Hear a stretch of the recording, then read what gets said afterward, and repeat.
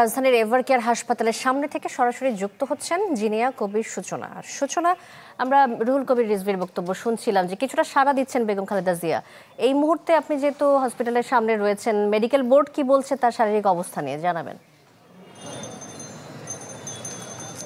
শান্তা, বেগম খালেদা জিয়ার মেডিকেল বোর্ডের যিনি অন্যতম প্রধান চিকিৎসক অধ্যাপক ডাক্তার শাহাবুদ্দিন তালুকদার, তার সাথে কিছুক্ষণ আগে আমার কথা হয়েছে এবং তিনি কিন্তু আমাকে বলেছেন যে বেগম খালেদা জিয়ার সকালবেলা চিকিৎসকরা যে নিয়মিত তাকে যে কমান্ডগুলো করেন সেগুলো করেছেন, সেগুলোতে তিনি খুব মৃদু সাড়া দিয়েছেন এবং তিনি অনেকটাই ঘোরের মধ্যে ছিলেন। ঢালাইয়ের সেরা প্রিমিয়ার সিমেন্ট।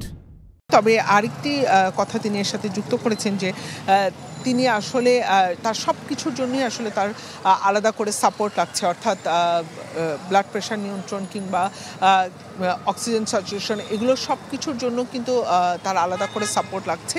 তিনি চিকিৎসকদের নিবিড় পর্যবেক্ষণে আছেন এবং দেশি বিদেশি চিকিৎসকদের সমন্বয়ে যে মেডিকেল বোর্ড গঠিত সেইখান থেকে কিন্তু বলা হয়েছে তিনি কিন্তু এখনও বিদেশে যাওয়ার জন্য ঠিক সেভাবে প্রস্তুত না শান্তা। এবং সব মিলিয়ে যেটি বলছেন যে ২৭ তারিখে তিনি ফুসফুসে যে সংক্রমণ নিয়ে ভর্তি হয়েছিলেন, সেই পরিস্থিতি থেকে এখন যে পরিস্থিতি, অর্থাৎ আজকে ৩০ তারিখ, চতুর্থ দিনে অবস্থা কিন্তু অপরিবর্তিত রয়েছে। যেমনটি আপনি বলছিলেন যে রুহুল কবির রিজভী জানিয়েছেন, সেরকমই আছে তার অবস্থা, তেমন কোনো পরিবর্তন হয়নি সেটি কিন্তু জানিয়েছেন। আর যেটি আমি আপনাকে বলছিলাম যে এখানে আসলে এভারকেয়ার হসপিটালে কিন্তু তৃণমূল পর্যায় থেকে দলের শীর্ষস্থানীয় নেতাকর্মীরা তারা নিয়মিত আসছেন, যেটি আসলে হাসপাতাল কর্তৃপক্ষ বারবারই বলছে যে তাদের দায়িত্বশীল আচরণ করতে, কারণ এখানে তো অন্যান্য রোগীরাও রয়েছেন, সেই বিষয়টিও মাথায় রাখতে বারবার তাদেরকে অনুরোধ জানানো হচ্ছে।